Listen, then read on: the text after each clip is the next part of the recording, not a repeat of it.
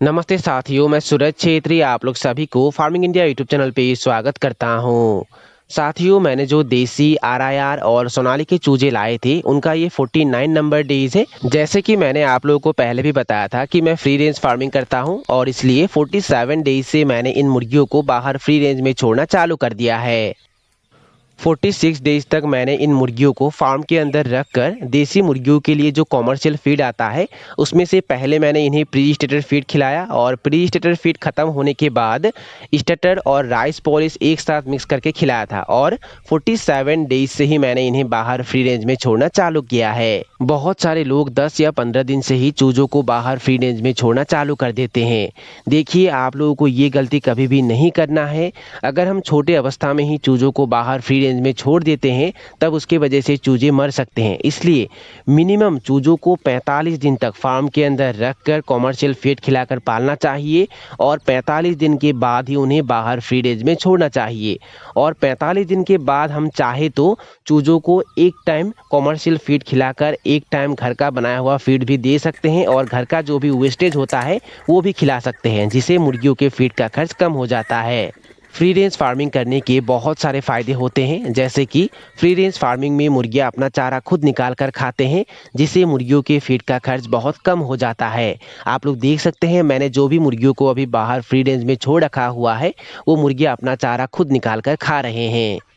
Free range farming में मुर्गियों को ज़्यादा जगह मिल जाता है, जिसके कारण वो ज़्यादा जगह में इधर उधर दौड़ पाती है और ज़्यादा जगह में इधर उधर दौड़ने के कारण मुर्गियों का एक्सरसाइज भी होता है और जिसके वजह से उनका ब्लड सर्कुलेशन तेज होता है और इन सब के कारण मुर्गियों में बीमारी आने की संभावना बहुत हद तक कम हो जाता है। अगर आप लोग नेट की जाली या फेंसिंग लगा के फ्री रेंज बनाते हैं तब फ्री रेंज फार्मिंग में आप लोगों को ज़्यादा मेहनत भी नहीं करना पड़ता है, क्योंकि अगर आप लोग नेट की जाली या फेंसिंग से पूरे पोल्ट्री फार्म को घेर देते हैं तब मुर्गियां नेट की जाली या फेंसिंग के अंदर ही रहते हैं, बाहर किसी दूसरे जगह में नहीं जाते हैं, जिसके कारण मुर्गियों को ढूंढना नहीं पड़ता है और मुर्गियां गुम नहीं होते हैं। फ्री रेंज में नेट की जाली लगाने का और एक फ़ायदा ये है कि फार्म के अंदर किसी दूसरे जानवर या पशु पक्षी आ नहीं पाते हैं, जिसके कारण मुर्गियों में बीमारी आने की खतरा नहीं रहता है और दूसरे जानवर भी मुर्गियों के ऊपर अटैक नहीं कर पाते हैं। अगर आप लोग नेट की जाली या फेंसिंग ना लगाकर मुर्गियों को बाहर खुले में ऐसे ही छोड़ देते हैं तब दूसरे जानवर मुर्गियों के ऊपर अटैक कर सकते हैं और उसके साथ साथ अगर बाहर कहीं मुर्गियों में बीमार फैला हुआ है तो दूसरे जानवर या दूसरे मुर्गियों द्वारा वो बीमार आपके मुर्गियों में भी फैल सकता है। अगर आप लोग व्यावसायिक रूप में ज़्यादा मात्रा में मुर्गी पालन करते हैं तब आप लोगों को अपने फ्री रेंज में नेट की जाली या फेंसिंग जरूर लगाना चाहिए। अगर आप लोग ऐसा नहीं करेंगे तब आप लोगों का नुकसान हो सकता है। अगर आप लोग कम पूंजी से मुर्गी पालन शुरुआत करना चाहते हैं तब आप लोग मेरी तरह इस तरीके से कम खर्च में नेट की जाली लगाकर फ्री रेंज बना सकते हैं। देखिए, नेट की जाली लगाने में खर्चा ज़्यादा नहीं होता है, आप लोग कम खर्च में ज़्यादा जगह में नेट की जाली लगा पाएंगे और ये नेट की जाली आप लोगों को किसी भी हार्डवेयर की दुकान में बड़ी आसानी से मिल जाएगा। ये नेट की जाली मैंने किस तरीके से लगाया है, कितने जगह में लगाया है, ये नेट की जाली लगाने में मेरा टोटल खर्चा कितना हुआ है, उसके बारे में अगर आप लोग जानना चाहते हैं तो उसके ऊपर मैंने ऑलरेडी डिटेल में वीडियो बना के रखा हुआ है और उसका लिंक मैंने डिस्क्रिप्शन में दे के रखा हुआ है। ये वीडियो ख़त्म होने के बाद वो लिंक क्लिक करके आप लोग वो वीडियो ज़रूर देखिए। देखिए, मैं फ्री रेंज फार्मिंग इसलिए करता हूँ क्योंकि फ्री रेंज फार्मिंग में मुझे ज़्यादा मेहनत नहीं करना पड़ता है। जो मेहनत करना पड़ता है मुझे 45 दिन तक ही करना पड़ता है, क्योंकि 45 दिन तक मैं मुर्गियों को फार्म के अंदर रख कर कॉमर्शियल फीड खिलाकर पालता हूँ और जब 45 दिन के बाद से मैं मुर्गियों को बाहर फ्री रेंज में छोड़ देता हूँ तब से मेरा मेहनत कम हो जाता है, क्योंकि 45 दिन के बाद से मैं सुबह के टाइम में मुर्गियों को बाहर फ्री रेंज में छोड़ देता हूँ और बाहर ही उन्हें खाने के लिए दाना पानी रख देता हूँ और उसके बाद मैं फार्म के बाहर चला जाता हूँ। मुर्गियाँ दिन भर नेट की जाली के अंदर ही घूमते हैं, वहाँ अपना चारा खुद निकाल कर खाते हैं और उनका अगर मन करे तो मैंने जो दाना उनके लिए रखा है वो दाना खाते हैं और उन्हें प्यास लगे तो पानी पी लेते हैं।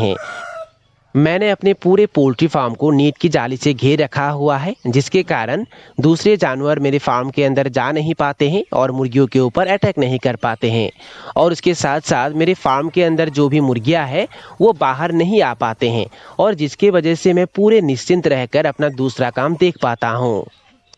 अगर आप लोग फ्री रेंज फार्मिंग करते हैं तब आप लोगों को एक बहुत ही ज़रूरी बात पर ध्यान देना है। वो ये है कि आपने मुर्गियों के लिए जो भी फ्री रेंज निर्माण किया है उसके अंदर किसी दूसरे लोगों को आने की अनुमति नहीं देना है। अगर आप लोग किसी दूसरे लोगों को अपने फ्री रेंज के अंदर आने की अनुमति दे देते हैं तब उनमें बहुत सारे वायरस भी आ जाते हैं और वो वायरस मुर्गियों में बीमार फैला सकता है। इसलिए आप लोगों को ये गलती नहीं करना है, किसी दूसरे लोगों को अपने फ्री रेंज में आने की अनुमति नहीं देना है। अगर बाहर के लोग आपका फार्म देखना चाहते हैं, आपके मुर्गियों को देखना चाहते हैं, तब आप लोग उन्हें बाहर से दिखा सकते हैं, पर फार्म के अंदर आने की अनुमति नहीं देना है। आप लोगों को और एक काम करना है, आप लोग जिस गेट से फार्म के अंदर जाते हैं वहीं पे आप लोगों को पोटास पानी रखना चाहिए। और फार्म के अंदर जाने से पहले आप लोगों ने जो भी जूते या चप्पल पहना है उस जूते या चप्पल को उस पोटास पानी में अच्छे से डुबोना है और उसके बाद ही फार्म के अंदर जाना है। ऐसा करने से अगर आप लोगों के जूते या चप्पल में कोई वायरस है, कोई इन्फेक्शन है, तो उस पोटास पानी से वो वहीं ख़त्म हो जाता है। अगर आप लोग 45 दिन से मुर्गियों को बाहर फ्री रेंज में छोड़ते हैं तब आप लोगों को कुछ बातों पर ध्यान देना होता है, जैसे कि जिस समय बारिश चल रहा होता है उस समय मुर्गियों को बाहर फ्री रेंज में नहीं छोड़ना है, क्योंकि उस समय मुर्गियां छोटे होते हैं और बारिश में अगर वो मुर्गियां भीग जाते हैं तब उनको ठंड लगता है और ठंड के वजह से मुर्गियां मर जाते हैं। इसलिए जब बारिश चल रहा होता है उस समय मुर्गियों को बाहर नहीं छोड़ना है और बारिश रुकने के तुरंत बाद भी मुर्गियों को नहीं छोड़ना है। उन्हें 2 से 3 घंटे तक, मतलब बारिश रुकने के 2 से 3 घंटे तक उन्हें फार्म के अंदर ही रखना है और 2-3 घंटे बाद ही उन्हें बाहर फ्री रेंज में छोड़ना है। और बहुत बार क्या होता है, अचानक बारिश आ जाता है, मौसम ठीक ही रहता है जिसकी वजह से आप लोग मुर्गियों को बाहर फ्री रेंज में छोड़ देते हैं, पर अचानक बारिश आ जाता है और उस समय अगर उस बारिश में मुर्गियां भीग जाते हैं तब आप लोगों को क्या करना चाहिए। देखिए, अगर ऐसा होता है, मुर्गियां अगर बारिश में भीग जाते हैं तब आप लोगों को करना क्या है, जिस दिन मुर्गियां बारिश में भीगेंगे उस दिन से लगातार 3 दिन तक दिन में एक बार शाम के समय में एंटीबायोटिक और बी कॉम्प्लेक्स विटामिन पानी में अच्छे से मिलाकर मुर्गियों को देना है। आप लोगों के नज़दीकी वेटरनरी डॉक्टर की सलाह से एक अच्छे क्वालिटी के एंटीबायोटिक और बी कॉम्प्लेक्स विटामिन ला सकते हैं और उन्हें अच्छे से मिलाकर मुर्गियों को दे सकते हैं। पर मैंने आप लोगों को पहले भी बताया है कि कभी भी खाली एंटीबायोटिक मुर्गियों को नहीं देना है, क्योंकि अगर हम खाली एंटीबायोटिक मुर्गियों को देते हैं तब मुर्गियां कमज़ोर हो जाते हैं, उनके रोग प्रतिरोध क्षमता कम हो जाता है, जिसके कारण किसी दूसरा बीमार मुर्गियों को अटैक कर पाता है। और बहुत बार खाली एंटीबायोटिक देने के कारण मुर्गियों के किडनी डैमेज होने की संभावना भी रहता है। इसलिए आप लोगों को ये गलती कभी भी नहीं करना है, खाली एंटीबायोटिक मुर्गियों को कभी भी नहीं देना है। एंटीबायोटिक के साथ बी कॉम्प्लेक्स विटामिन मिक्स करके ही मुर्गियों को देना है। अगर आप लोग मुर्गियों को एंटीबायोटिक का कोर्स कराते हैं, मतलब 45 नंबर दिन से अगर आप लोग लगातार उन्हें 3 दिन तक उन्हें एंटीबायोटिक देते हैं, तब उनका कोर्स कब कंप्लीट होगा, 47 डेज में उनका कोर्स कंप्लीट होगा। तब आप लोगों को 48 डेज में करना क्या है, 48 डेज में सुबह के टाइम में उन्हें लीवर टॉनिक पानी में मिलाकर देना है और ये आप लोगों को लगातार 3 दिन तक देना है। एंटीबायोटिक देने के बाद मुर्गियों को लीवर टॉनिक इसलिए देना चाहिए क्योंकि जब भी हम एंटीबायोटिक मुर्गियों को देते हैं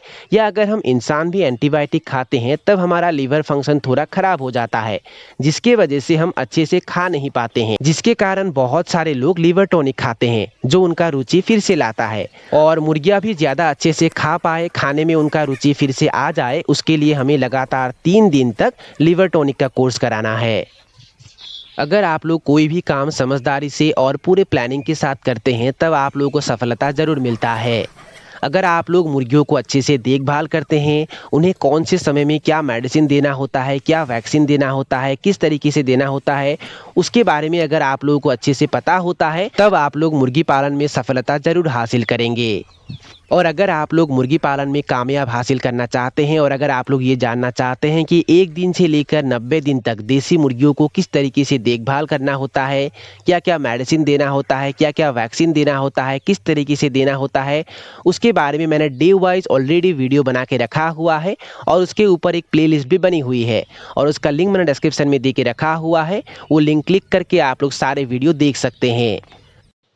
तो साथियों यही थे कुछ जानकारी जो मैंने आप लोगों के साथ शेयर किया, और अगर आप लोगों को ये वीडियो पसंद आया और वीडियो से कुछ सीखने को मिला तो प्लीज़ वीडियो को लाइक जरूर करना, और दोस्तों के साथ और अपने परिवारों के साथ वीडियो को शेयर जरूर करना। और अगर आप लोगों ने अभी तक इस चैनल को सब्सक्राइब नहीं किया है तो लाल रंग के सब्सक्राइब बटन को क्लिक करके अभी चैनल को सब्सक्राइब कर लीजिए, और उसमें जो बेल आइकन है उसे भी प्रेस कर लीजिए ताकि सबसे पहले आप लोगों को वीडियो का नोटिफिकेशन मिल जाए। तो साथियों आज के लिए बाय बाय, मिलते हैं फिर एक ज़बरदस्त वीडियो के साथ।